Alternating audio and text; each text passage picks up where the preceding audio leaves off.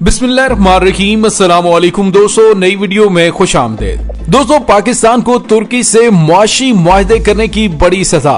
हजारों पाकिस्तानियों को सऊदी अरब से फारिग कर दिया गया। क्या अब तुर्की पाकिस्तानियों को वीजे फराहम करेगा?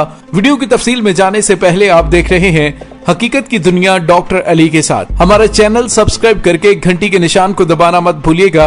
इस वीडियो को ज्यादा से ज्यादा फेसबुक, व्हाट्सएप और सोशल मीडिया पर शेयर जरूर करें।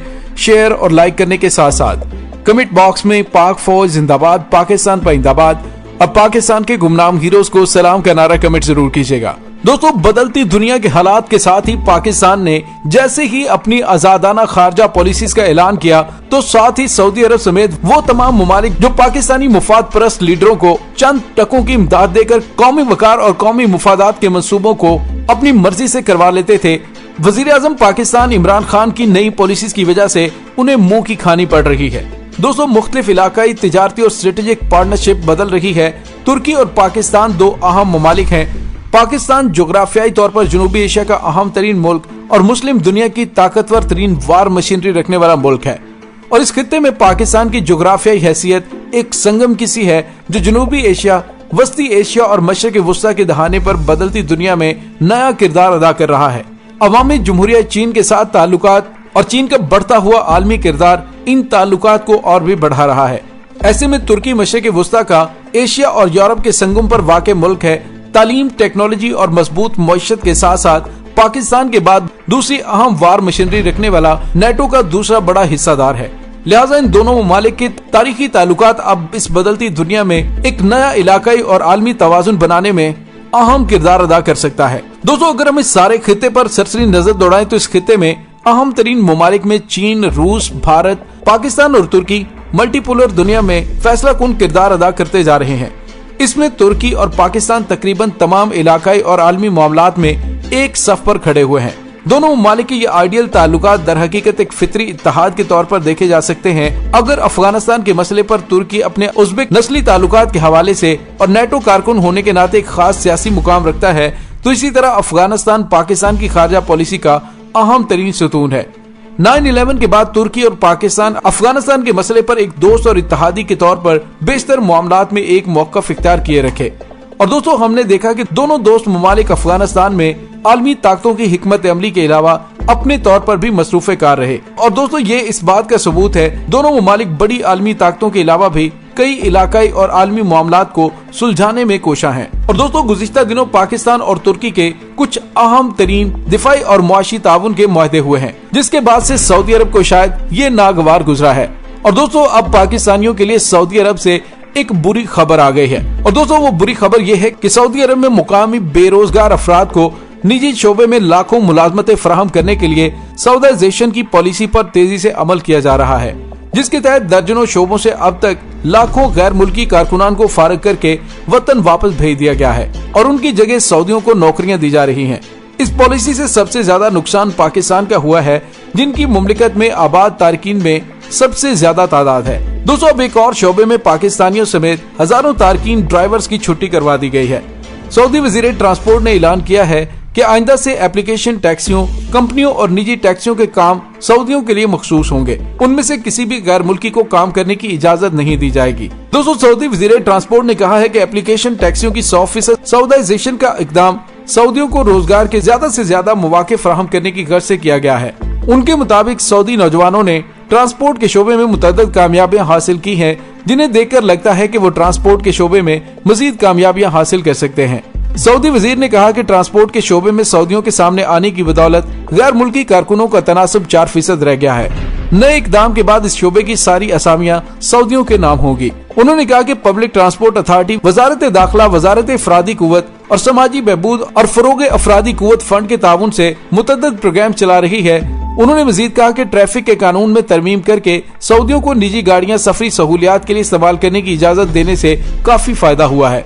दोस्तों, यहाँ पे आपको ये भी बताते चलें कि सऊदी अरब में अच्छे रोजगार का ख्वाब अगर बहुत से जवान तारकीन वतन के लिए मुकम्मल तौर पर चकनाचूर नहीं हुआ, लेकिन अब ये मामला तल्ख तरीन सूरत हाल इख्तियार करता चला जा रहा है। दोस्तों सऊदी अरब में पाकिस्तानी तारकीन वतन के लिए हालात मुश्किल तरीन होते जा रहे हैं और एक के बाद एक ऐसा कानून मंजूर किया जा रहा है जिसमें ज्यादा से ज्यादा सऊदी शहरियों को निजी शोबे में रोजगार के मौके फराहम करने और उन्हें तरजीह देना शामिल है। सऊदी अरब में रिहाइश का इजाजतनामा सिर्फ 1 साल के लिए करना, वहाँ परवरिश पाने वाले बच्चों को उम्र बढ़ने पर उनके वीजे के लिए ज्यादा सख्ती जैसी मुश्किलात की वजह से सल्तनत में अरसा दराज से रिहाइश पजीर गैर मुल्की कारकुनों और उनके खानदानों के लिए रहना मुश्किल होता जा रहा है। खित्ते में अरब स्प्रिंग या एहतजाजी लहर के बाद तेल की दौलत से मालामाल सऊदी अरब में बेरोजगारी की शरह कम से कम 2 हिस्सों में जा चुकी है। हुकूमत पर इस सूरत हाल में इकदाम के लिए दबाव बढ़ रहा है, जिसके नतीजे में Pakistan, Bangladesh, Philippine, Yemen, Ethiopia और श्रीलंका से ताल्लुक रखने वाले 2.5 लाख से ज्यादा अफराद को गुज़िश्ता 3 माह के दौरान मुल्क से निकाल दिया गया है। सऊदी वजारत दाखिला के मुताबिक अब तक 2,84,000 गैर कानूनी कारकुनों को मुल्क बदर किया जा चुका है। गैर कानूनी तारकीन वतन को जुर्माने और वीजा पॉलिसियों की खिलाफ वर्जी में दी गई मोहलत के दौरान 10 लाख गैर मुल्की कारकुनों ने सऊदी अरब छोड़ दिया है। उनमें से 1,40,000 भारतीय, 1 लाख से ज्यादा पाकिस्तानी और 50,000 के करीब बांग्लादेशी शामिल थे। दोस्तों सऊदी अरब में मौजूद गैर कानूनी कारकुनों के सिक्योरिटी एहलकार भी मुस्तैद हो चुके हैं और उन्हें पकड़ने के लिए छापे मारे जा रहे हैं। रियाद, जद्दा और मक्का की कच्ची बस्तियों में छापों के दौरान हजारों गैर कानूनी तारकीन वतन को गिरफ्तार किया गया और गिरफ्तार किए जाने वाले तारकीन में वो लोग भी शामिल हैं जो पुलिस को मुख्तलिफ जुराइम में मतलूब थे, जबकि गैर कानूनी तारकीन वतन के मुमकिन ठिकानों पर छापे मारने का सिलसिला जारी है। दोस्तों मुल्क में आए रोज नए कवायद और जवाबित मुतारिफ करवाने से गैर मुल्की कारकुनों के लिए माहौल में तब्दीली आ रही है।